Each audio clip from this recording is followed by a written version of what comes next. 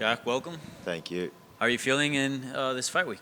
Yeah, I'm feeling good. It's good to be back in Vegas. I feel acclimatized to the time, and yeah, I'm looking forward to a good showing on Saturday night. Yeah, in co-main event, right? That's nice. How do you feel about getting that slot? Yeah, I'm excited. It's nice to get that slot on like a event with the crowd. Haven't fought at T-Mobile, so I look forward to it. It's going to be a cool experience. Yeah, and this is a bit of a quick turnaround, right? We can say. Yeah, pretty quick. I was planning on fighting in Sydney, but it just didn't work out. But yeah, I was planning on turning around pretty quickly after the last fight, so it worked out in the end.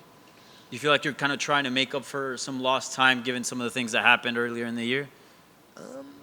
Nah, I'm just I've always wanted to fight consistently, so I'm just going to try and keep up a consistent routine and schedule and keep going. Yeah. And how was it to see, fellow Australians and people from the Oceania region fight at UFC 293 and you're not getting the chance? Was it tough? No, not really. I was lucky enough to fight in Australia at the start of the year, but it obviously would have been nice to save a bit of travel. But yeah, I feel like it was a pretty good event, and all the fighters put on good fights. So it was entertaining, and yeah, it definitely got me pumped up for this weekend. Yeah. And what do you make of Kevin Holland? And also, is this somebody that you had in your radar? Did you feel like a fight with him was coming sooner rather than later?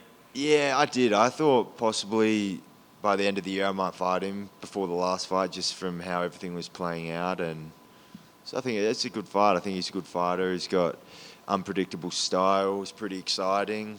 I'm looking forward to it. Have you ran into him at all this fight week? I know it just started, but he seems to sometimes engage with his opponents. I don't know if you have. Nah, I haven't yet. Yeah. Not yet. What are you expecting from him? Because he can sometimes, get a little bit of a rivalry going. He can be very cool. He's a bit of a wild box, let's say. Yeah, I don't know what to expect. I don't really care. I'm coming to fight, so whatever happens leading up to it happens, but there's definitely going to be the time for fighting, so just waiting for that. Yeah. And this is Noche UFC celebrating the Mexican Independence Day on September 16th. Obviously, you're not Mexican, but you do have some sort of a connection. Obviously, you're a great boxer, and given Mexico's history with boxing, wondering if you have any appreciation for Mexican culture and being on this card as well. Yeah, I'm a fan of Mexican boxers. There's been some legendary ones, and yeah, I plan on getting into the inside and fighting in Mexican style. Yeah. Thank you. Jack over here. When you look at the welterweight landscape, there hasn't been a title fight officially booked yet, and some of the top-ranked guys haven't fought in a while. Do you see this as a bigger opportunity for someone like yourself to go out there Saturday night, make a statement, and catapult yourself in the rankings and ultimately get you closer to the top? I think so. I think a good win over Kevin Holland will get me into a nice spot to fight one of the top contenders. And you mentioned there your thoughts on Kevin Holland, but did you catch that fight against Chiesa, and if so, what did you make of it? I think it was easy. I don't think, by the looks of it, I don't think Chiesa really showed up, in my opinion. And you also said that you're excited to finally fight at T-Mobile. What's that like? Are you going to be walking out to AC/DC now that it's back in an arena? Yeah, I've got some cranking AC/DC to get me pumped up to fight. And what would you say was your biggest takeaway from that Basile Hafez fight back in July that'll help you get that win Saturday night?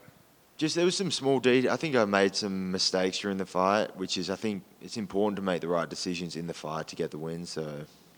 But it was nice to just get 3 rounds in, push the pace a bit.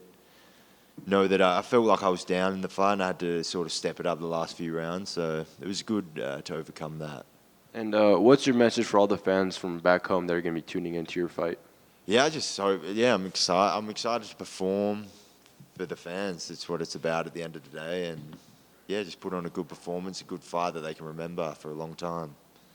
Thank you. Thank you. Hey, Jack. Is it safe to say you're the Australian Canelo? Yeah, that's it.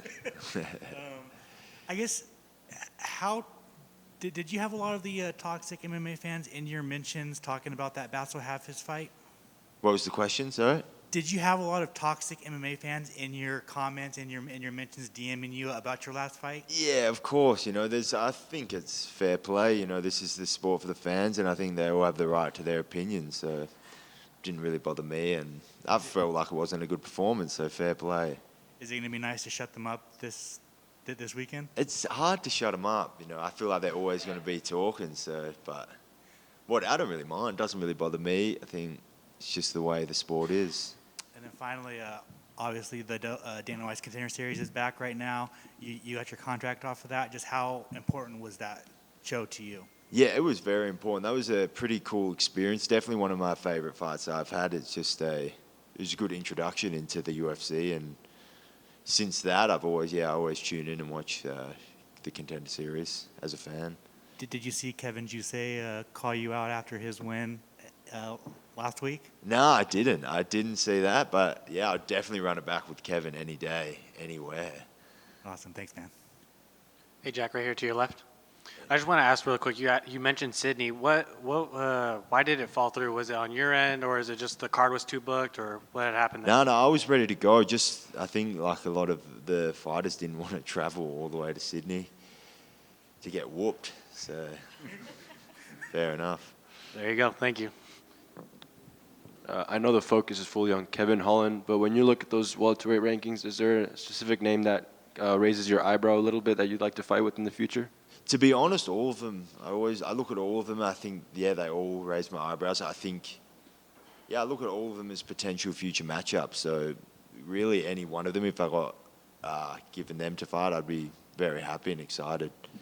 Have you entertained any talks with Joaquin Buckley? I know a different division, all that, but now he's back at welterweight, but he's been tagging you in a lot of stuff. I'm not sure if you saw that. Yeah, obviously I'm trying to fight people in front of me, but one day hopefully he can get into the top 15, and I'll definitely fight him one day if it all works out well. Fair enough. Thank you. Cheers, guys.